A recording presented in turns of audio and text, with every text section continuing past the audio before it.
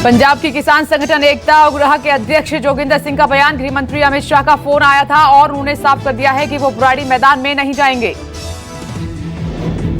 किसान संगठन एकता उग्रह के अध्यक्ष जोगिंदर सिंह का बयान भी आया है कि वो सड़कों के ऊपर ही रहेंगे और यदि जंतर मंतर जाने की उनको आज्ञा देते हैं तो ठीक है, वो जंतर मंतर चले जाएंगे।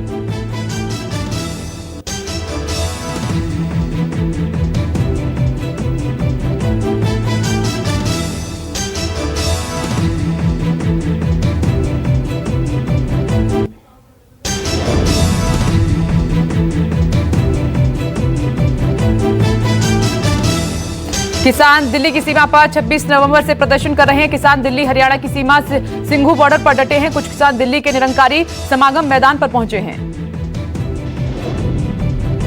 सिंघू बॉर्डर पर सुरक्षा बढ़ा दी गई है। बॉर्डर पर बड़ी सुरक्षा में सुरक्षा बलों की तैनाती कर दी गई है। किसानों से पुलिस ने भी रास्ते से हटने की अपील की है। कृषि कानूनों के खिलाफ गाजियाबाद दिल्ली बॉर्डर पर प्रदर्शन लगातार जारी है। भारतीय किसान यूनियन के प्रवक्ता राकेश टिकैत ने कहा है कि प्रदर्शन तो रामलीला मैदान में होता है तो हमें निरंकारी मैदान क्यों भेजा जा रहा है।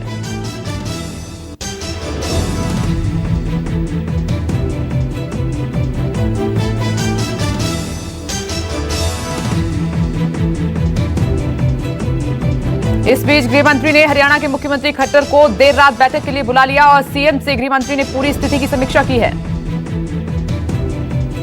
किसानों के आंदोलन की वजह से टिकरी और सिंघू बॉर्डर बंद किए जाने की वजह से ट्रैफिक बंद है। दिल्ली यातायात पुलिस ने किया ट्वीट।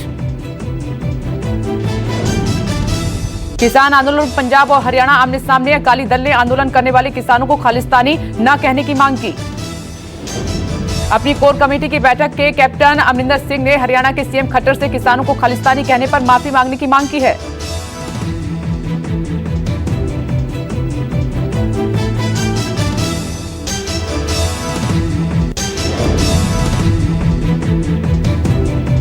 कृषि कानूनों पर पीएम मोदी ने किसानों को दिया भरोसा। मन की बात में बोले कि किसानों की सालों पुरानी मांग पूरी हुई है। नए कानून से किसानों के कई बंधन खत्म हुए हैं।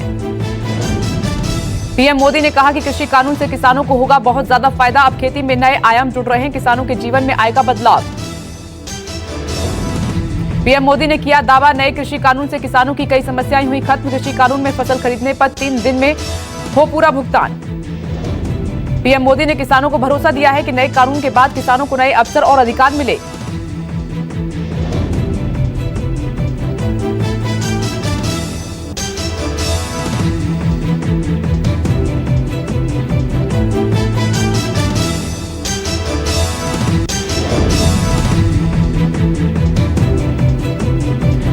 हैदराबाद निकाय चुनाव में आज थमेगा प्रचार का शोर। श्री भाग्यलक्ष्मी मंदिर में दर्शन के बाद अमित शाह करेंगे रोड शो। कल योगी ने किया था प्रचार। शाह ने रोड शो से पहले हैदराबाद के श्री भाग्यश्री लक्ष्मी मंदिर में पूजा अर्चना की है। चुनाव स्थानीय निकाय का है लेकिन बीजेपी ने इसे राष्ट्रीय चुनाव की तरह महत्व दिया है। शनिवार को योगी आदित्यनाथ ने हैदराबाद का नाम बदलकर भाग्यनगर करने की बात की। योगी बोले कि जब फैजाबाद अयोध्या हो सकता है, इलाहाबाद प्रयागराज हो सकता है तो हैदराबाद भी फिर से भाग्यनगर बन सकता है। हैदराबाद का नाम भाग्यनगर करने पर जुबानी जंग काफी तेज हो गई है। योगी आदित्यनाथ पर असदुद्दीन ओवैसी का पलटवार। कहा कि इस बार का चुनाव भाग्यनगर बनाम हैदराबाद का होगा। कोरोना के कुल मरीजों का आंकड़ा और बढ़ गया है। कुल संक्रमितों का आंकड़ा 94 लाख के करीब पहुंच चुका है। राहत की बात इसमें यह है कि 94 लाख में से 88 लाख लोगों ने कोरोना को मात दी है। कोरोना से रिकवर रेट 93.68% से ज्यादा हुआ। पिछले 24 घंटे में 41,000 से ज्यादा नए मरीज सामने आए हैं और 42,000 से ज्यादा मरीज कोरोना से ठीक होकर घर लौटे हैं। पिछले एक दिन में कोरोना से 496 लोग कोरोना से जिंदगी की जंग हार गए हैं। अब तक 1,36,000 से ज्यादा लोगों की मौत हो चुकी है। देश में अब कुल एक्टिव केस 4,54,000 हो गए हैं। 24 घंटे में 900 से ज्यादा एक्टिव केस घटे हैं।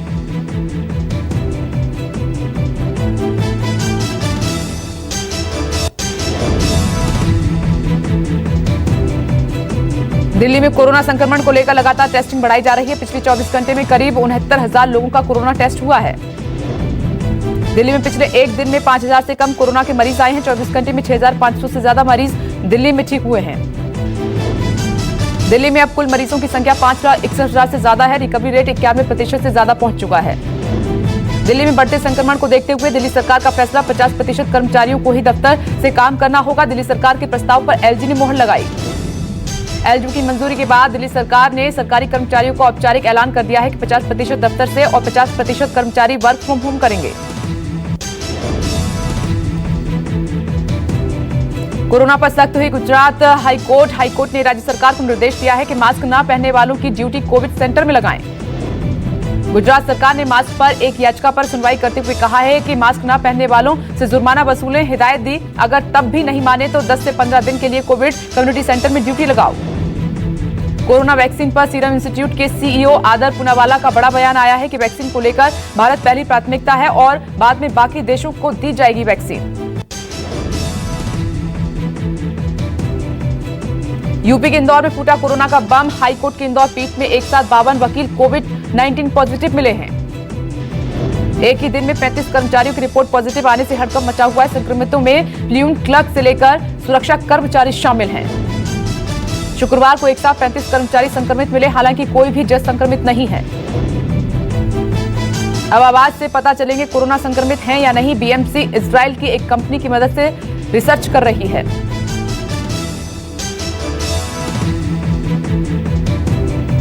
बीएमसी एक ऐसी रिसर्च कर रही है जिसमें लोगों की आवाज यानी कि वॉइस सैंपल लेकर महज 30 सेकंड में कोरोना मरीजों का पता चल जाएगा। कोरोना को लेकर राजस्थान सरकार का बड़ा फैसला। अब निजी लैब और अस्पतालों में 800 रुपए होगा कोरोना आरटी-पीसीआर टेस्ट। महाराष्ट्र में कोरोना के 24 घंटे में 5,965 नए केस की पुष्टि हुई है। 75 की मौत, आंकड़ा 18,14,000 के पार पहुंच चुका है। मुंबई में कोरोना से 1,000 से ज्यादा लोग संक्रमित हुए। 63 की मौत हुई है। कुल मरीजों की संख्या 2,81,000 के पार।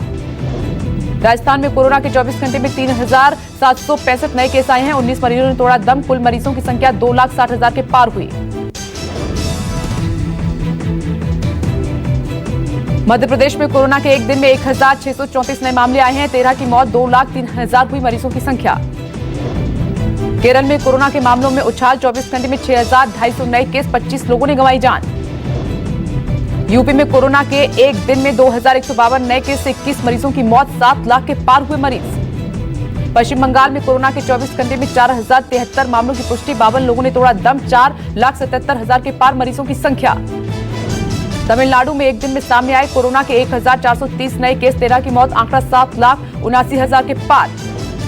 पंजाब में कोरोना के 745 नए मामलों की पुष्टि, 28 मरीजों की मौत, 1,50,000 के पार कोरोना के मरीज। पश्चिम बंगाल में बोले ममता बनर्जी के मंत्री देवेक्षा चौधरी, कहा कि कोई बाहरी नहीं, भात मूली खाने वाले बंगाली ही 2021 में बांग्ला में चलाएगी सरकार। ममता ने उठाया था बाहरी का मुद्दा। वहीं ममता के खेमे में एक और बगावत। नारी कल्याण और शिशु विकास मंत्री देवेक्षी चौधरी बोली, दीदी के पास से एक के बाद एक साथी छोड़ने वाले हैं।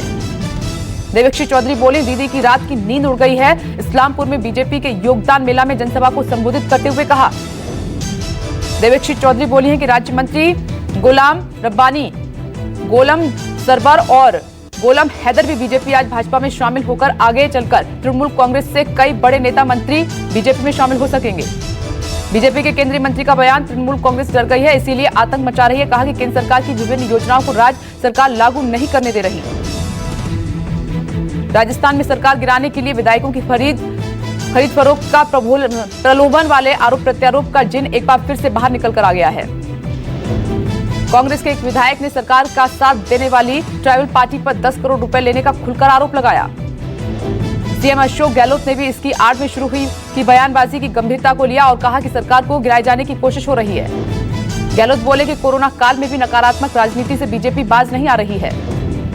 बीजेपी ने अपने ऊपर लगे आरोप गिराने के आरोपों को बेबुनियाद बताया है और इस बयान को कांग्रेस सरकार की हताशा बताया है।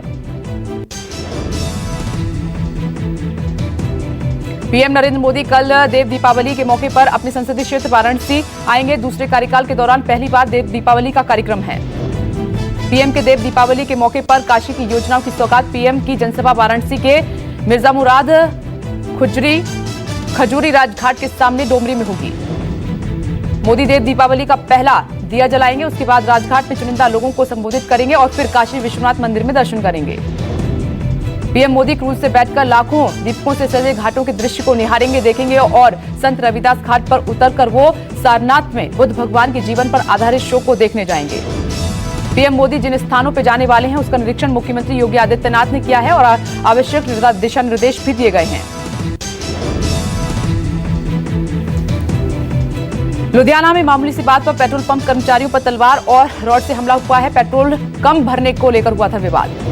मारपीट की घटना सीसीटीवी कैमरे में कैद हुई है। हमले में 3 पेट्रोल पंप कर्मचारी जख्मी हुए हैं। यूपी के कन्नौज से लड़कियों से छेड़छाड़ करने वाले मंचलों को स्थानीय लोगों ने जमकर पीटा है। पिटाई का वीडियो सोशल मीडिया पर वायरल। विशाखापट्टनम में 5 माओवादियों ने चिंतापल्ली के एएसपी विजय सागर के सामने सरेंडर किया है।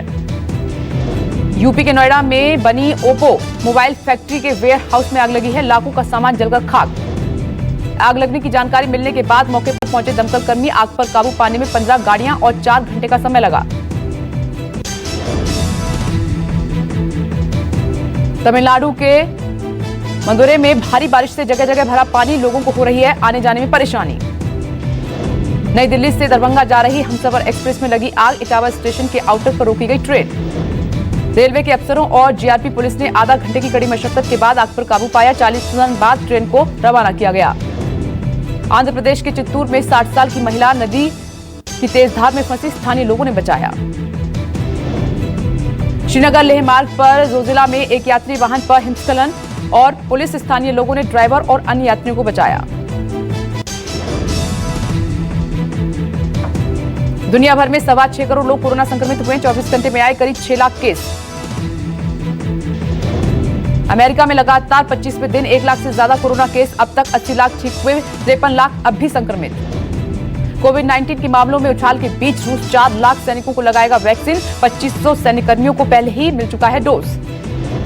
वैक्सीन को लेकर डब्ल्यूएचओ ने कहा कि टीकाकरण अभियान में भंडारण लगातार और तापमान की समस्या न बने बाधा। अमेरिका में वैक्सीन की आपूर्ति करने पर विचार के लिए सलाहकारों की बैठक। मंगलवार को सलाहकारों की एक समिति करेगी विचार विमर्श। भारत और ऑस्ट्रेलिया के बीच 3 वनडे की सीरीज में ऑस्ट्रेलिया ने टॉस जीतकर पहले बल्लेबाजी का फैसला लिया है। ऑस्ट्रेलिया का दूसरा विकेट गिरा। ऑस्ट्रेलिया ने पहले वनडे में भारत को हराया था। 289 दिन मैच खेलने उतरी टीम इंडिया। विराट पर हुई सबकी नजरें। ऑस्ट्रेलिया के स्टार ऑलराउंडर मार्कस स्टोइनिस चोटिल, दूसरे वनडे में उतर सकते हैं कैमरन ग्रीन। इतिहासकार रामचंद्र गुहा ने भारतीय क्रिकेट में सुपरस्टार कल्चर की जमकर आलोचना की है। एक इंटरव्यू में गुहा ने कहा है कि टीम इंडिया के कैप्टन विराट कोहली को इतनी शक्ति कैसे मिल सकती है कि वो बताएं कोच कौन होगा और कौन नहीं। 2 दिसंबर को लखनऊ नगर निगम के बॉन्ड की लिस्टिंग। मुंबई जाएंगे सीएम योगी। 5,43,000 फंड्स पर लटकी तलवार। जीएसटी रजिस्ट्रेशन कैंसिल कर सकती है सरकार। खुशखबरी, दाल पर 15 रुपए तक की छूट देगी सरकार। सस्ती दरों पर करेगी बिक्री। आज फिर महंगा हुआ पेट्रोल डीजल। पेट्रोल 21 पैसे और डीजल 29 पैसे महंगा। खुदरा महंगाई में मामूली बढ़ोतरी। खाने पीने की चीजों के दामों में आई तेजी।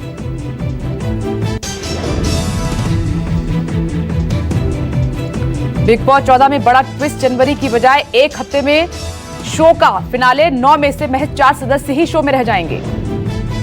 कंगना की बहन रंगोली ने सोशल मीडिया पर निकाली अपनी भड़ास। तापसी स्वरा को बताया बी ग्रेड एक्ट्रेस। सेट से प्रेग्नेंट अनुष्का शर्मा की फोटो वायरल। टीम के साथ पोज देते हुए टॉन्ट किया बेबी बम्प। सना खान ने पति मुफ्ती अनस के साथ शेयर की नई फोटो। वायरल हुई फोटो।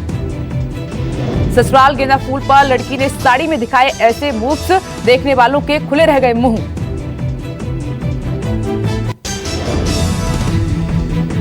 रिलायंस जियो आने वाले समय में लॉन्च कर सकती है नए जियो फोन। कहा जा रहा है कि कंपनी वीवो के साथ कर सकती है partnership. Vivo V20 Pro 5G Bharat में अगले महीने 2 दिसंबर को होगा लॉन्च। कंपनी का दावा ये सबसे पतला 5G स्मार्टफोन होगा। सैमसंग गैलेक्सी S21 अगले साल की शुरुआत या फरवरी में हो सकता है लॉन्च। नए फोन में नए तरह का कैमरा मॉड्यूल होने की उम्मीद। चीनी ब्रांड्स को मिलेगी चुनौती। अकाई ने लॉन्च किया 43 इंच सस्ता स्मार्ट टीवी।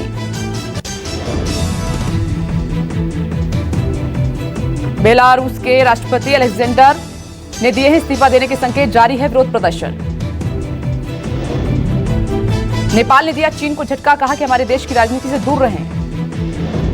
त्रिपक्षीय वार्ता में हिस्सा लेने श्रीलंका पहुंचे अजीत डोभाल। समुद्री सुरक्षा को लेकर हुई बातचीत। नमस्कार, मैं हूं मानक गुप्ता। अगर आपको हमारा ये वीडियो पसंद आया हो तो इसे लाइक और शेयर जरूर करें और हाँ, हमें सब्सक्राइब और फॉलो करना ना भूलें ताकि आप देश और दुनिया की कोई खबर मिस ना करें। तो जुड़े रहिए हमारे साथ और देखते रहिए News 24।